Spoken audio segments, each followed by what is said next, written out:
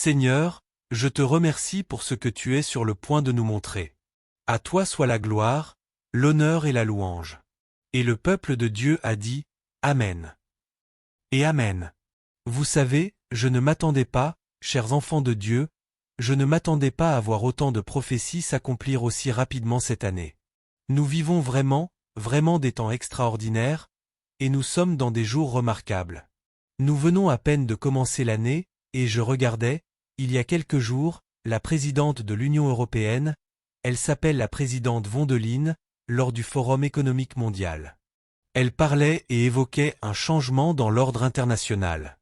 Et lorsqu'elle a commencé à parler, je me suis redressé et j'ai écouté attentivement. Et je me suis dit, je dois entendre cela. Je vais vous dire quelque chose maintenant même, Jésus est véritablement en chemin. Je vais vous faire écouter juste une partie de ce qu'elle a dit au sujet de l'indépendance de l'Europe. Elle a parlé d'une Europe indépendante. Alors écoutez ce qu'elle a dit. Je reviendrai ensuite pour vous parler de la raison pour laquelle cela est si important, et à quel point ce moment est prophétique, combien ce moment est prophétique dans l'histoire de l'Église. Regardez la présidente de l'Union européenne. En effet, cela fait maintenant 56 ans depuis la première réunion ici à Davos, et l'idée du fondateur, Klaus Schwab, était de créer une plateforme afin de discuter des enjeux et des idées de l'époque. Bien entendu, le monde s'est complètement transformé depuis 1971. Mais l'idée originelle de Davos est restée, comme nous venons de l'entendre dans les discours. C'est pourquoi j'ai été ravi que vous reveniez à vos racines avec le thème de cette année, un esprit de dialogue, car cet esprit est d'autant plus important dans un monde plus fragmenté et plus conflictuel que jamais.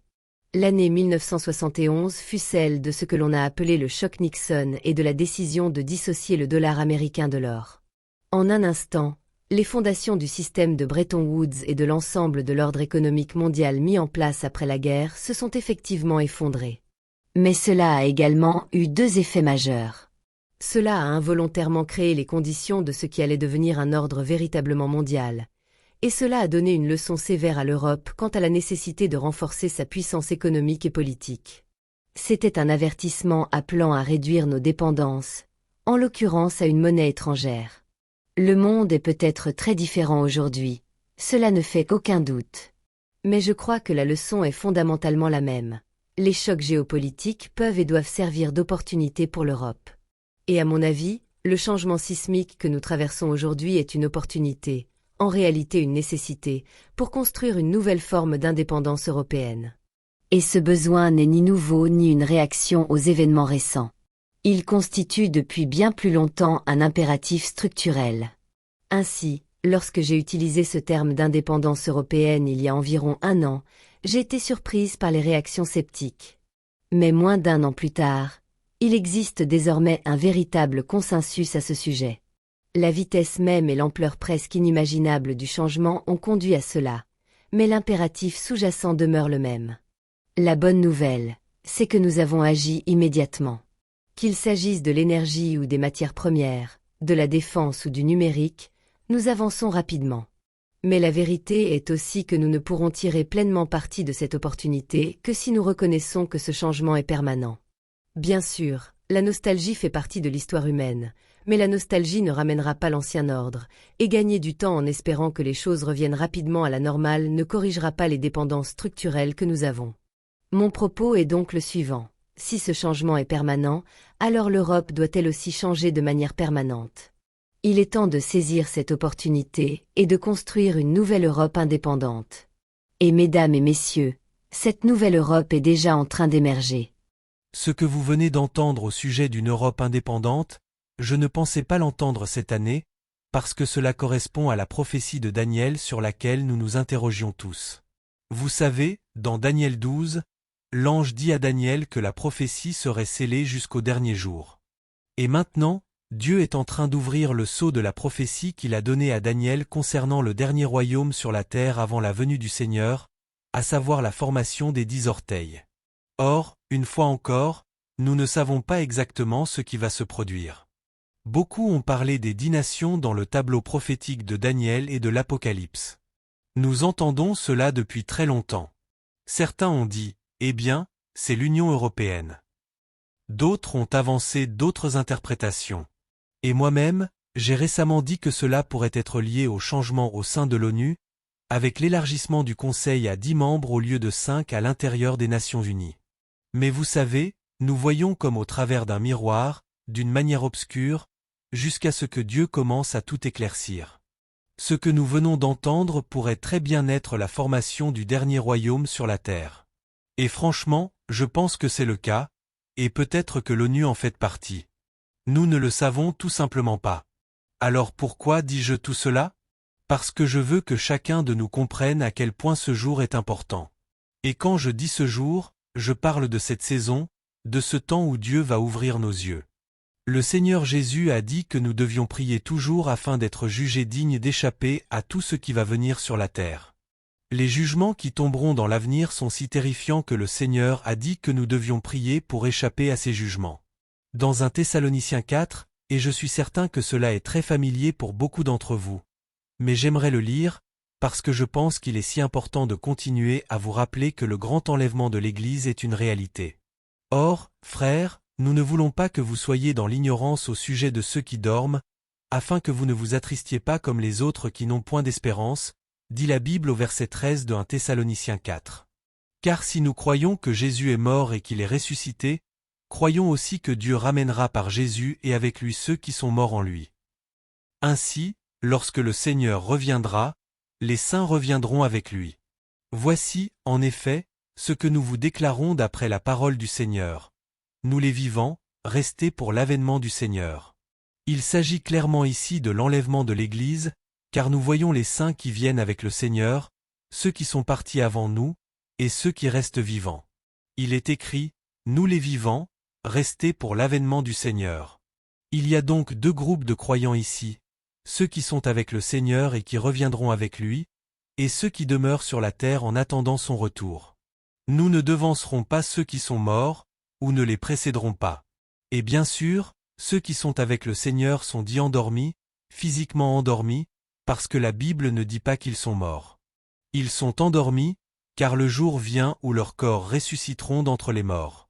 Car le Seigneur lui-même a un signal donné, à la voix d'un archange et au son de la trompette de Dieu, descendra du ciel, et les morts en Christ ressusciteront premièrement. Ensuite, nous les vivants, qui serons restés, nous serons enlevés ensemble avec eux.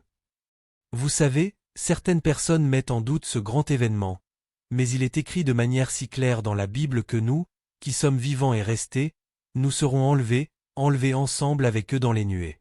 Je sais que le mot enlèvement est apparu plus tard dans l'histoire, mais cela est écrit dans l'Écriture. Enlevés ensemble avec eux dans les nuées, à la rencontre du Seigneur dans les airs, et ainsi nous serons toujours avec le Seigneur.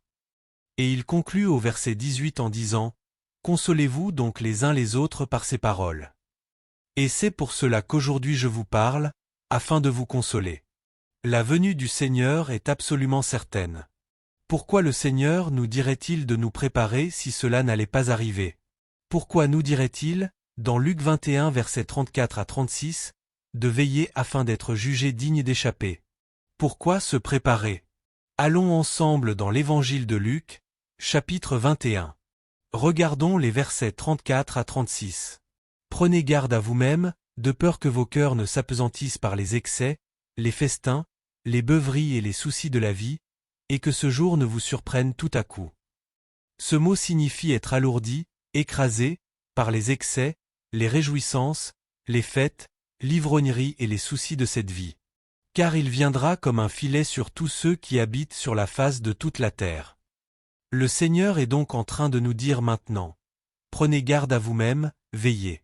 Ne laissez pas les soucis de cette vie, ne laissez pas les choses de ce monde détourner votre attention, car il est écrit, il viendra comme un filet sur tous ceux qui habitent sur la face de toute la terre. Veillez donc et priez en tout temps, afin que vous soyez jugés dignes d'échapper à toutes ces choses qui arriveront, et de paraître debout devant le Fils de l'homme.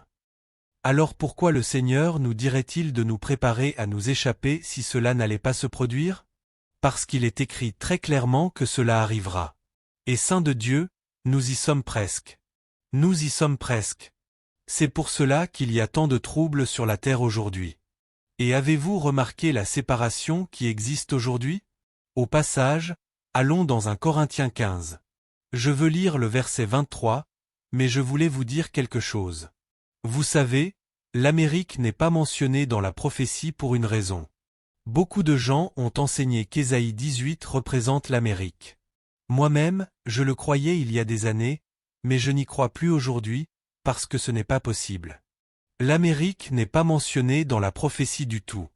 Peut-être y a-t-il de très faibles allusions, mais rien de clair. Aujourd'hui, nous voyons de nos propres yeux une séparation en train de se produire entre l'Europe et les États-Unis. Vous venez de l'entendre, l'Europe veut l'indépendance, économique, militaire, et davantage encore, une indépendance vis-à-vis des États-Unis et des autres nations. L'Europe veut se tenir seule comme une nation unie, et vous devez regarder l'intégralité du discours. Je ne vous ai montré qu'une toute petite partie de ce qui vient de se passer en Europe, à Davos.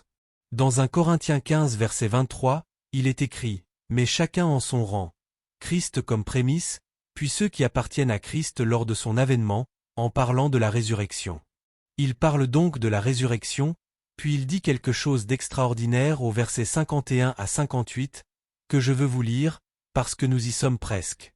Précieux peuple de Dieu, écoutez-moi. J'ai déjà enseigné sur l'enlèvement auparavant, mais de temps en temps, je veux vous rappeler l'urgence du moment. Cela ne doit pas être pris à la légère. Cela ne doit pas être oublié. Nous devons nous en souvenir. Nous devons même nous le rappeler à nous-mêmes. Voici, je vous dis un mystère, nous ne mourrons pas tous. Regardez, moi-même, j'y pense chaque jour. Et si le Seigneur venait aujourd'hui? Et s'il venait demain? Me tiendrais-je devant lui accepté ou rejeté? Me tiendrais-je devant lui en voyant un sourire ou non? Me tiendrais-je devant lui honteux ou me réjouissant d'avoir vaincu, d'avoir gardé la foi, d'avoir vécu une vie pure et sainte, d'avoir racheté le temps? Nous avons tous eu de mauvais moments. Mais Pierre a dit, « Puisque vous voyez ces choses, purifiez-vous. Purifiez-vous vous-même. » J'ai eu mes mauvais moments dans le passé. Vous avez eu les vôtres. Peut-être en vivez-vous encore maintenant. Je ne le sais pas. Il y a 14 ans, Dieu a commencé à changer ma vie. Et je suis dans le ministère depuis plus de 50 ans, parce que j'ai commencé à devenir sérieux quant à la manière dont je veux terminer la course. Est-ce que vous m'écoutez? Quand nous sommes jeunes, nous ne pensons pas à finir la course. Nous pensons à courir, et parfois nous ne pensons même pas du tout, comme c'était mon cas. On se laisse emporter par le ministère, on se laisse emporter par d'autres choses, et un jour, le Seigneur vous réveille, comme il l'a fait avec moi. Je suis transparent avec vous, très ouvert, très honnête avec vous. Très honnête. J'aurais pu tout faire exploser. Croyez-moi. Il n'y a que quelques jours, j'ai demandé au Seigneur, « Pourquoi n'as-tu pas ouvert l'Afrique pour moi plus tôt ?» Il m'a répondu, « Tu aurais tout gâché. C'est pour cela que tu n'étais pas prêt, béni. » Il m'a dit cela. Il a attendu jusqu'à ce que je puisse être digne de confiance. Et j'ai maintenant 73 ans. Je suis très reconnaissant d'être encore là et d'être digne de confiance. Cela a été ma prière pendant plus de 50 ans. Seigneur, fais de moi un homme en qui tu peux avoir confiance. Mais parfois, malheureusement, dans la vie, nous avons des glissades, des chutes, des accros, ou comme vous voulez les appeler, et peut-être même un peu pire que cela. Je suis ici pour vous dire que j'ai remis ma vie en ordre. Et vous, avez-vous remis la vôtre en ordre? J'ai racheté le temps. Êtes-vous en train de racheter votre temps? Je me moque désormais de ce que les gens disent de moi. Vraiment, je m'en moque. Parce que je sais qui je suis en Jésus. Je sais d'où je viens. Je sais que Dieu m'a sauvé, et c'est la chose la plus extraordinaire qui me soit arrivée, être sauvé de moi-même. Et me voilà, 50 ans de ministère plus tard, toujours là à en parler, ayant appris davantage de leçons. Et j'ai appris plus durant mes mauvais moments sur sa grâce, sa miséricorde et son amour extraordinaire que lorsque tout allait bien. Parce que lorsque vous traversez des temps difficiles et que vous voyez qu'il est toujours là, qu'il continue d'aider et d'aimer, cela marque votre vie. Je n'oublierai jamais ce jour, l'un des pires moments de ma vie. J'ai entendu sa voix me dire « J'attends que tu rentres à la maison, béni. » Je suis tombé par terre en pleurant. Je n'oublierai jamais ce jour, tant que je vivrai. C'était il y a 15 ans environ, peut-être 16 ans maintenant. Je l'aime plus que jamais. Pourquoi? Parce qu'il m'a montré son amour encore et encore, encore et encore. Quel doux sauveur. Quel doux Jésus il est. Et je finirai bien, parce que j'ai décidé d'apprendre à connaître sa parole. Vous savez, ils ont récemment mené une étude sur la puissance de la lecture de la Bible. Tash, tu dois entendre cela. Ils ont dit que si vous lisez votre Bible 1 ou 2 fois par semaine, le changement est minime. Si vous lisez votre Bible 3 fois par an, le changement est minime. Mais si vous la lisez 4 fois par semaine, l'impact augmente de façon spectaculaire. Cela vous affectera puissamment pour le Seigneur. 4 fois par semaine seulement. Moi, je lis ma Bible 7 jours sur 7. Pas seulement 4 jours, mais 7 jours sur 7. Mais l'étude a montré que si vous lisez votre Bible 4 fois par semaine, cela changera absolument tout dans votre vie. D'une manière glorieuse pour le Seigneur. Et j'ai vu le changement s'opérer en moi 2 ans après avoir commencé à lire la parole de Dieu intégralement tous les 4 mois. Cela représente énormément de lecture de la Bible. Dans mon cas, je lis la Bible de la Genèse à l'Apocalypse tous les 4 mois, ce qui signifie 3 fois par an. Je parcours toute la Bible 3 fois par an. Et j'adore cela. J'adore vraiment cela. Aujourd'hui, je lisais l'évangile de Jean, et je me disais, oh, mon Dieu, je ne peux pas t'expliquer cela. Je ne peux vraiment pas te l'expliquer. J'ai l'impression d'être avec lui. C'est comme si j'étais face à face avec le Maître, et chaque ligne que je lisais, je lui parlais. Je lisais et je lui parlais. Je lis Jean 15, je suis le CEP, vous êtes les sarments. Celui qui demeure en moi. Ô Seigneur, permets-moi de toujours demeurer en toi. Permets-moi de toujours demeurer en toi, Seigneur. On lui parle simplement. Je ne fais pas que lire. Je suis en communion tout le temps que je lis. Je lui parle, je lui pose des questions, je l'aime, je l'adore. Je ne peux même plus en parler sans pleurer. Et je veux que vous soyez prêts. Et honnêtement, je suis arrivé à un point où je me fiche de ce que les gens disent de moi. Il y a tellement de faux bénis dehors, vous savez. Des choses fausses. Des choses fausses. N'y croyez même pas. N'y croyez même pas. Je viens tout juste d'aller prier pour une dame, et elle m'a raconté comment un programme d'intelligence artificielle, un type qui prétendait être béni via une IA, se présentait comme moi. Et je lui ai dit, mais ce n'est pas moi. Ce n'est pas moi du tout. Je ne sais même pas comment faire ce genre de choses. Mais enfin, cela montre simplement à quel point le monde est devenu complètement malade, démoniaquement malade, au point d'inventer des choses sur des prédicateurs qui n'existent même pas. Qui n'existent même pas.